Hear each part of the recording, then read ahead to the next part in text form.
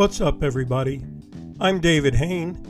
Welcome to the 51st episode of the A to D from Addict to Disciple podcast. I want to thank everyone who sent messages in response to last week's episode. As a result, I'll be launching a weekly group for people addicted to pornography. If you'd like to be part of this online group, send me a message by email at davidfromatod@gmail.com or go to my website www.fromatod.org and click on the contact page. When we come back, we'll get into this episode entitled, Is It Time to Decriminalize Drugs?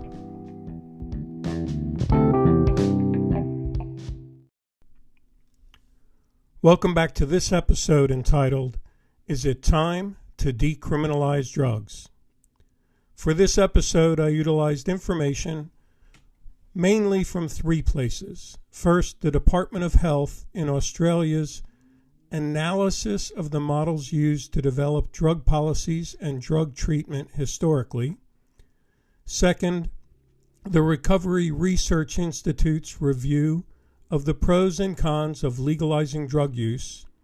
And third, the Drug Policy Alliance's study of the results of Portugal's 2005 move to decriminalize drugs. Right off the top, I want to say I understand this could be a controversial episode, so I want to hear from as many of you as possible of your ideas, opinions, reactions. Just flood me with your reactions and feedback. I'd love it.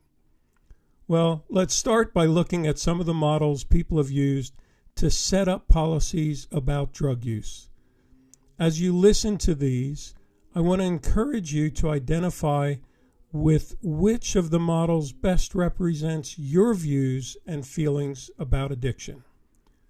The first one we'll look at is the moral model. This philosophy is a couple of hundred years old and comes from the view that drug use is a sin and that people who use drugs were morally weak and addiction was the evidence of immorality of character. Drug users were seen as deserving of punishment, public beatings and ridicule, and jail time. The focus of the time in jail was typically solitary confinement, where they could reflect on their need of spiritual repentance for their sins. As the jails became full, drug users were put in mental institutions. This model has historically led to government policies like prohibition, the war on drugs, and numerous laws that make drugs illegal and the expansion of prisons. Next model I'd like to look at is the disease model. This focuses on the belief that addiction is a disease and that people with this illness cannot control their use of drugs once they have had their first taste. This explains the powerlessness to stop and the irresistible cravings which often lead to criminal behavior to obtain more drugs. This model views the disease as a chronic condition which cannot be cured and can only be treated by lifelong abstinence. Alcoholics Anonymous, otherwise known as AA, is based on the disease model. Next, let's look at the psychodynamic model. This theory was originated by Sigmund Freud and is still used today as a way of treating people with drug problems. The basic philosophy behind the psychodynamic model is that we can link problems to our childhood and how we cope or don't cope as adults. In other words, drug use or misuse may be an unconscious response to some of the difficulties individuals may have experienced in childhood. This philosophy forms the basis of many counseling approaches which aim to gain insight into an individual's unconscious motivations and try to enhance their self-image. The next model is the social learning model. About 50 years ago, this model was introduced as an idea that dependence is not only a chemical issue, but a behavioral and social one in nature. This view emphasizes that anyone who engages in activity that they find pleasurable is at risk of developing dependence on that activity. Dependence is seen as a learned behavior that results from conditioning, modeling, and thinking about the substance.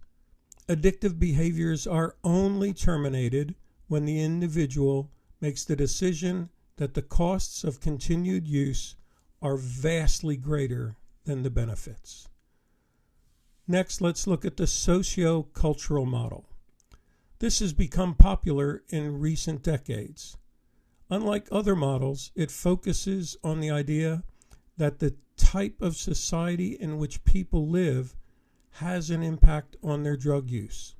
In particular, this makes links between inequality and drug use. It suggests that people who belong to groups who are culturally and socially disadvantaged are more likely to experience substance abuse problems. It also recognizes that society labels users of certain substances as deviant, thereby creating further problems. Because this model links substance abuse to the conditions of a wider society, the solution to drug problems revolves around changing the social environment rather than just treating individuals. This involves developing ways to address poverty, poor housing, and discrimination. The last model we'll present today is the public health model. This model focuses on harm reduction, which is a set of ideas and interventions that seek to reduce the harms associated with both drug use and ineffective drug policies. It is based on acknowledging the dignity and humanity of people who use drugs and bringing them into a community of care in order to minimize negative consequences and promote the best health and social inclusion. This can include ending the discrimination against drug users, reducing drug overdoses, providing supervised consumption services for people who use drugs, and immunity from arrest for witnesses to an overdose. Wow, there's a good list. Where do you fit? The last one leads us into the key focus of this episode, which is it time to decriminalize drugs? Let me start by defining decriminalization of drugs and how that is different from legalization. Legalization would be similar to alcohol and tobacco, where it's legal to acquire, possess it, and use it. Then the government decides on how these items are commercialized, distributed, and what taxes will be imposed on the sale and the manufacture of them. Decriminalization, on the other hand, means if you are caught with personal use quantities of drugs, you are not going to face criminal charges and will not go to jail and will not criminal. So the drugs may still officially be illegal, but decriminalization means the removal of criminal penalties for personal use. Some areas have retained the right to give you a fine similar to a traffic ticket if you are using drugs in public, for instance. Some governments have chosen a type de facto decriminalization, where the police and the courts have moved to no longer enforce the laws prohibiting personal use. Let's look at some pros and cons of decriminalization. First, the pros. Well, it costs less money to run addiction treatment programs and rehabs than it does to keep people in prison. Also, even though many prisons do have treatment programs, it is more difficult for inmates to establish lasting recovery from inside prison than it is in rehabs. And the stigma of being a convicted felon is harder to overcome in seeking employment and returning to society than the stigma of successfully completing rehab. Some of the cons of decriminalization that I hear are that individuals with a biological predisposition towards addiction may be more likely to experiment with drugs if they do not fear legal prosecution. Also, people say the existing treatment resources are not nearly large enough to handle the influx of new addicts that could be released from the legal system. And probably the one I hear most is that community fear of safety from addicts and the potential increase in crime if prison is not a deterrent could tear apart our neighborhoods. Well, what does the evidence from Portugal look like today? Well, prior to decriminalization, Portugal had one of the highest rates of overdose deaths in Europe, and drug-related issues were listed as the main social problem in the country. Because of this, the government launched an extensive study which began in the late 90s, and some of their key conclusions were that drugs and drug use are not inherently evil, and that a drug-free society is an unattainable thing. And finally, that punitive policies are unethical and ineffectual. So, 15 years ago, Portugal decriminalized drugs. Well, what happened?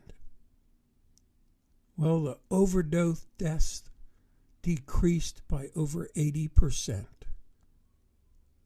The percentage of people who were being diagnosed with HIV and AIDS who were drug users fell from 52% to 6%. And incarceration for drug offenses decreased by over 40%. Let's look at just the first one again. The overdose deaths decreased by over 80%. In 2017, there were more than 72,000 overdose deaths in the United States. If the U.S. death rate was on par with Portugal's for that year, there would have been fewer than 800 overdose deaths in 2017.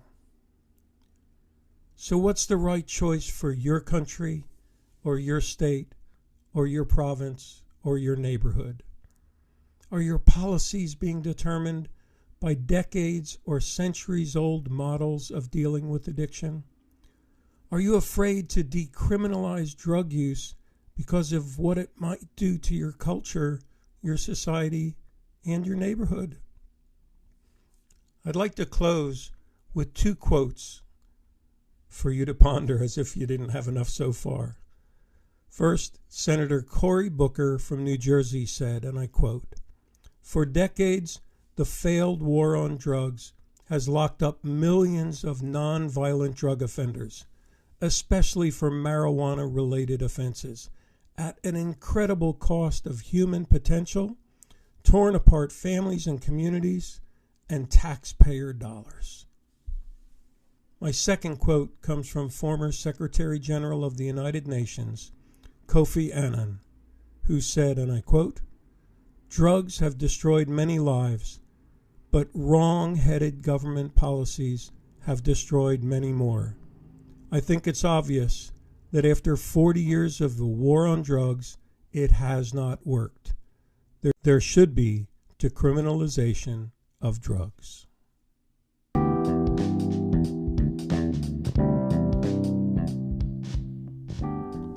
Thanks for listening to this episode of the A to D From Addict to Disciple podcast. I really would enjoy your feedback. I know I stirred some thoughts today, so just send your feedback through the website, through my email, through the links on Anchor, any way you can get a hold of me. And if you enjoy these podcasts, please share the link with your friends. If you'd like to support our work with people caught in the snare of addiction, homelessness, or incarceration anywhere in the world, click on the support link in this episode's description. Your donation of any amount could change a life. Tune in Monday for our next episode, and as always, stay safe and stay strong.